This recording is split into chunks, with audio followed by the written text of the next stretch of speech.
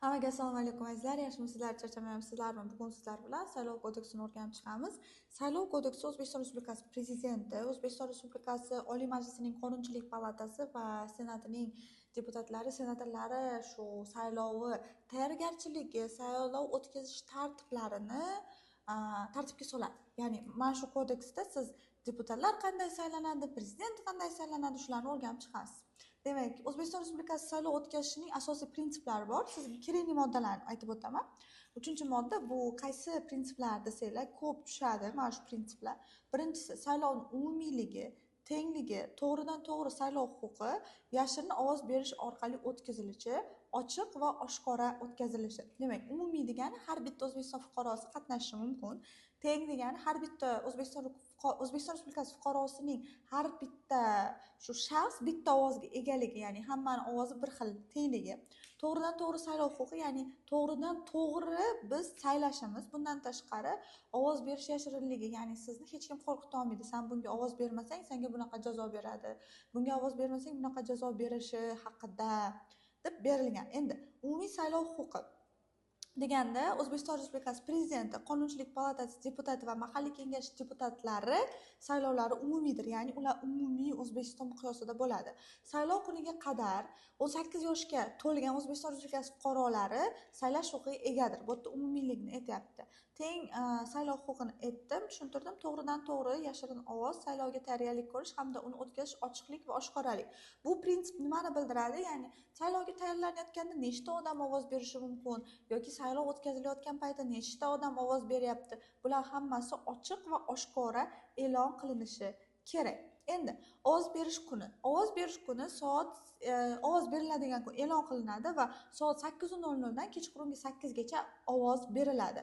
Va ovoz berish vaqti va joyi to'g'risida uchastka saylov komissiyasini saylovdan kamida 10 kun oldin ogohlantirilishi kerak. Ya'ni insonlar o'sha 10 kun oldida saylov mana shu joyda bo'ladi deb ogohlantirishlari kerak. O'zbekiston Respublikasi chet davlatlardagi diplomatik konsullik joylarida ham saylov uchastkalari shu mahalliy vaqt bilan soat 8 dan kechqurungi 8 gacha bo'ladi.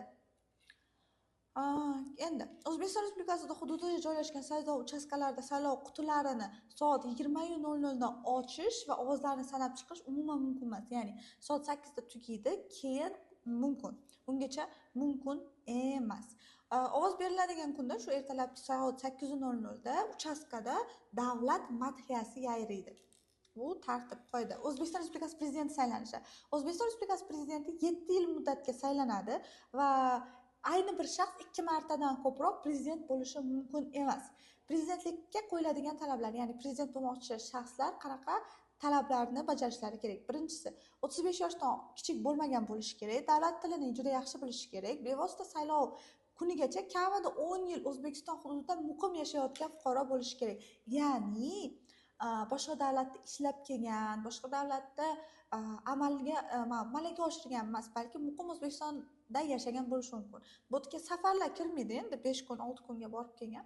Endi kimlar prezident bo'la olmaydi? Birinchisi, qasddan sodir etilgan jinoyat uchun ilgari sudlangan fuqarolar, diniy tashkilotlar va birlashmalarning professional xizmatchilari prezidentlikka nomzod etib qo'yila olmaydi. Endi siz qaranglar, siyosiy partiya prezidentni beradi, to'g'rimi? Nimasini, nomzodini. Siyosiy partiya saylov komissiyasi boshlanganligi e'lon qilingan kundan kamida 4 oy oldin Adliya vazirligi tomonidan ro'yxatga olingan bo'lishi kerak. Ya'ni siyosiy partiya bugun ochilib, ertaga prezidentlikka nomzod bera olmaydi. Ya'ni u prezidentga shu prezident saylovi bo'lishidan 4 oy oldin ro'yxatdan o'tkazilgan bo'lishi kerak Adliya tomonidan. Xo'p, shunga e'tiborli bo'lasizlar. Keyin O'zbekiston Respublikasi prezidenti saylovda ishtirok etish uchun siyosiy partiya sayloviga kamida 70 kun qolganda Markaziy saylov komissiyasi quyidagilarni taqdim etilishi kerak. Ya'ni partiya 70 kun oldin prezidentlik sayloviga nimalarni berish kerak Markaziy saylov komissiyasiga? Birinchi, saylovda ishtirok etish to'g'risida partiya rahbari tomonidan imzolangan ariza. O'zbekiston Respublikasi Adliya vazirligining siyosiy partiya ro'yxatga olinganligi to'g'risida ma'lumotnoma o'z ichiga olgan ma'lumotnoma, ya'ni 4 oy oldin ro'yxatga o'tkazilgan haqida. O'zbekiston Respublikasi prezidentiga bo'lajak nomzod to'g'risida ma'lumotlar berilishi kerak. Xo'p, juda ham e'tiborli bo'linglar. Keyin O'zbekiston Respublikasi prezidentligiga nomzodlar ko'rsatish sayloviga 65 kun qolganda boshlanadi va 45 kun qolganda tugaydi. Demak, 65 kun qolganda boshlanib, 45 kun qolganda tugasa, 20 kun ichida shu bo'ladi-da, nomzodlarni olish. Siyosiy partiyaning yuqori organi O'zbekiston Respublikasi prezidentligiga bitta nomzod ko'rsatishi mumkin. Ya'ni har bitta organ, ya'ni har bitta partiya bittagina nomzod bera oladi. Endi Markaziy saylov komissiyasi taqdim etilgan hujjatlarni 5 kun ichida ko'rib chiqadi va o'sha javobini aytadi.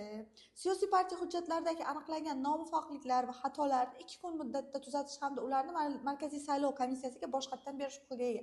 Demak, Markaziy saylov komissiyasi 5 kun ichida ko'rib chiqib, отказ qiladigan bo'lsa, отказ qiladi, oladigan bo'lsa, oladi. To'g'rilash uchun 2 kun vaqt beriladi. 2 kundan ichida o'sha berilishi kerak. Markaziy saylov komissiyasi O'zbekiston Respublikasi prezidentiga nomzodlarni ro'yxatga olish uchun hujjatlarni qabul qilishni ro'yxatga olish muddati tugallanishiga 7 kun qolganda yakunlaydi. Demak, ro'yxatga olish kuni muddati aytdik-ku 45 kun deb. O'shanga 7 kun qolganda tugatar ekan. Xo'p. Muddatlar ko'p tushadi bu yerda do'stlar. Endi sizlarga yana kerak bo'ladi. Qonunchilik palatasi deputatlar saylovi juda ham kerak bo'ladi. Bu yerda ham pastda shunaqa, lekin Qonunchilik palatasi deputatlar saylovi ikkita tuzumda bo'ladi, majoritar va proporsional. Majoritar va proporsionalni biz 9-sinfda o'rganganmiz har bittangiz. Majoritar bu 51%, 50% dan oshib 51% bo'lsa, proporsional bu har bitta shu okrugni, har bitta shu viloyatni, har bitta shu tumanni partiyasida soniga qarab chiqariladigan. Endi Qonunchilik palatasi deputatlari 5 yil muddatga saylanadi va 150 deputatlardan iborat bo'ladi. Endi siyosiy partiya saylov kampaniyasi boshlanganiga e'lon qilingan kundan kamida 4 oy oldin adliya tomonidan ro'yxatdan o'tkazilgan bo'lishi kerak va o'zining saylovda ishtirok etishini qo'llab-quvvatlovchi kamida 40 ming saylovchini imzosini to'plagan taqdirda deputatlikka nomzodlar ko'rsatishi mumkin. Ya'ni o'zini nomzod berish uchun 40 mingta saylovchini imzosini to'plagan bo'lishi kerak. Bitta ma'muriy hududiy tuzilmadan siyosiy partiya 40 ming saylovchining ko'pi bilan 8% imzosini to'plashi kerak. Ya'ni bitta ma'muriy tuzilmadan, demak har bittasini kamida 8%ni imzosini to'plashi kerak bo'ladi. Siyosiy partiyalar tomonidan deputatlikka nomzodlarni ko'rsatish tartibi. Bu yerda ham prezidentniki kabi deputatlikka nomzodlar ko'rsatish saylovga 65 kun qolganda boshlanadi va 45 kun qolganda tugaydi. Bu qoida hammaga bir xil. Qonunchilik palatasi deputatlariga qo'yiladigan talablar: 25 yosh to'lgan bo'lishi kerak, kamida 5 yil O'zbekistonda muqim yashagan va O'zbekiston fuqarosi bo'lishi kerak. Kimlar deputat bo'la olmaydi? Birinchisi, sodir etilgan og'ir yoki o'ta og'ir jinoyat uchun sudlanganlik holati tugallanmagan yoxud sudlanganligi olib tashlanmagan fuqarolar, saylov kuniga qadar so'nggi 5 yil mobaynida O'zbekiston Respublikasi hududida muqim yashamagan fuqarolar O'zbekiston Respublikasi qurolli kuchlarining harbiy xizmatchilari, davlat xavfsizlik xizmatining xizmatchilari, Milliy gvardiya, Ichki ishlar vazirligi, Davlat bojxona qo'mitasining boshqa harbiylashtirilgan bo'linmalari xodimlari bo'la olmaydi va oxirgisi diniy tashkilotlar va birlashmalarning professional xizmatchilari Qonunchilik palatalari deputatligiga nomzod etib qo'yila olmaydi. Endi bitta joyga e'tibor qilib qo'yinglar, deputat etib saylangan shaxslar Markaziy saylov komissiyasi tomonidan ro'yxatga olingan paytdan e'tiboran Qonunchilik palatasi deputatlari maqomiga ega bo'ladi. Ya'ni sizga savol tushishi mumkin.